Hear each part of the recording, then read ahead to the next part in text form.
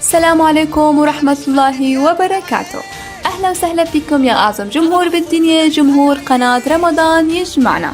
معكم بوشي من قناة بوشي تي في، وكتير مسرورة أني بتعاون مع الأخ مصطفى صبري، ورابط قناتي رح يكون تحت بصندوق الوصف. بهاي الحلقة رح نحكي عن برنامج الناس كل سنة بتتابعه، والبرنامج بيحقق نسب مشاهدة عالية كتير بسبب جمهوره الكبير. هالبرنامج هو برنامج مقلب رامز جلال، ورح نحكي عن الفكرة المرعبة الأصلية لبرنامج رامز جلال اللي رح ينعرض بموسم رمضان 2021. وبهاي الحلقة رح نحكي عن الفكرة الحقيقية للبرنامج.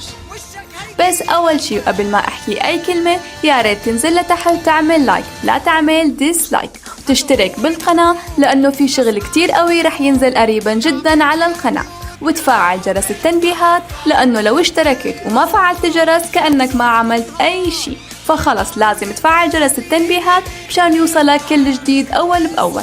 ويا ريت تشارك الحلقة وتشوفها للأخير مشان تستفيد منها.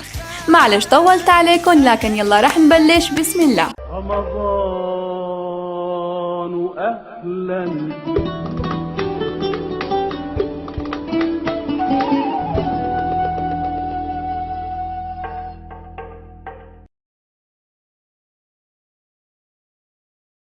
مقلب رامز جلال لسنة رمضان 2021 بيتكون من 4 أفكار، وفكرة منهم إن شاء الله حتكون بتاعة رمضان 2021. آخر فكرة مفاجأة، ويلا رح ندخل بقلب الموضوع. وأول فكرة معانا هي فكرة رامز في البركان، اللي بتبدأ من إنه بيكون في شركة إنتاج سينمائي أجنبي بتروح للضحية وبتولش تتفاوض معه على فيلم خطير رح يقدمه مع نجوم هوليوود.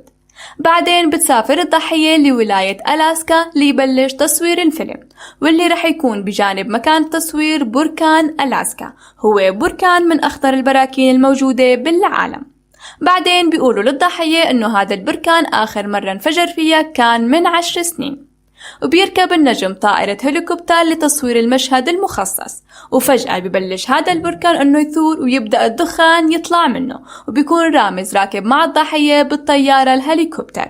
بعدين بيختفي مساعد الطيار، وهون الضحية ببلش يخاف كتير، وبالأخير بيتم كشف المقلب. بس هذا البركان مو حقيقي، هو مجرد بركان صناعي، واللي بيكون جانب بركان ألاسكا الأصلي، وبيتم تجهيزه بالمفرقعات الصوتية والدخان الكثيف بالإضافة للألعاب النارية. وهيك بتكون خلصت الفكرة الأولى، وهلأ رح نيجي للفكرة الثانية، واللي رح تكون باسم رامز خارج نطاق الخدمة. بتدور هاي الفكرة حول فريق أعمال رح يحكي مع النجم على أنه يظهر في برنامج مع إعلامي من الإعلاميين المشهورين. أول ما رح يبلش البرنامج رح يكون هنيك في مشروب خاص للضيف، هو بيشبه الشاي لكن هالمشروب فيه بقلبه منوم، وأول ما بيشرب منه الضيف بالفاصل الإعلاني رح يغمى عليه، ورح يتم وضع الضحية داخل تابوت، وبعدين رح ينحط هذا التابوت داخل مكان مغلق ما في أي نور حواليه.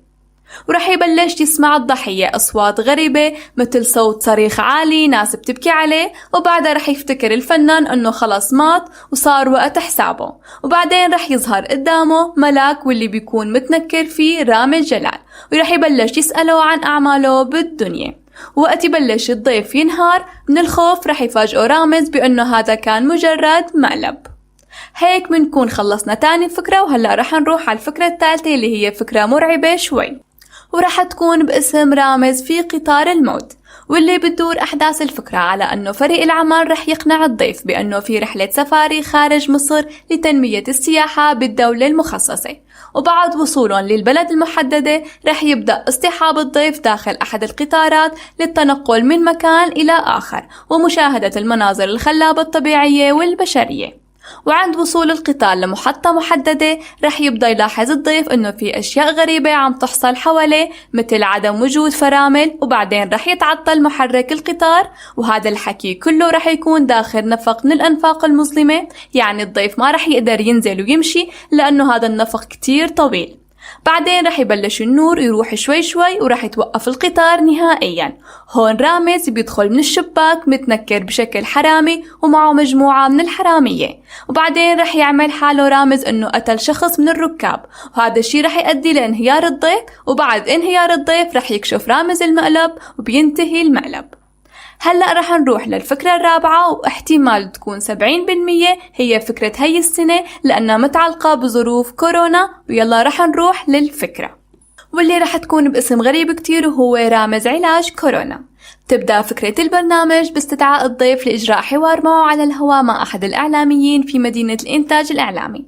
وعندما يتوجه الضيف للحلقة رح يظهر على سائق السيارة بعض علامات التعب، ورح يبلش يضايقه للضيف ويستفزه عن طريق الاقتراب منه ومن حياته.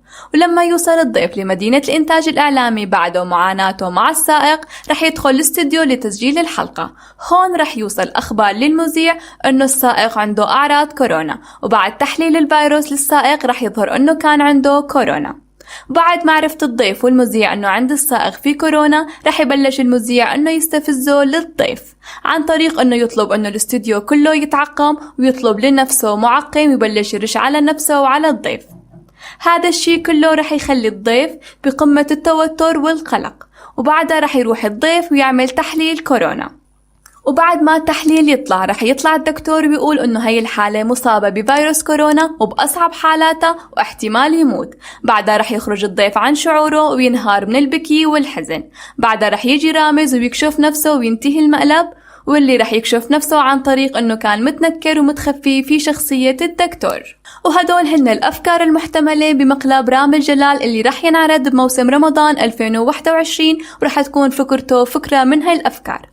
هيك منكون وصلنا لنهاية الحلقة. يا ريت تعجبكم الحلقة، تنزلوا تعملوا لايك مشان نستمر، وتشتركوا بالقناة مشان نبقى ترند رمضان 2021، وتفعلوا جرس التنبيهات مشان يوصلكم كل جديد بينزل على القناة. ويا ريت تعملوا مشاركة للحلقة، تكتبوا رأيكم وتوقعاتكم بالتعليقات. هاي الحلقة كانت مني أنا بوشة من قناة بوشة تي في، ويلا سلام ونشوفكم بالحلقة الجاية.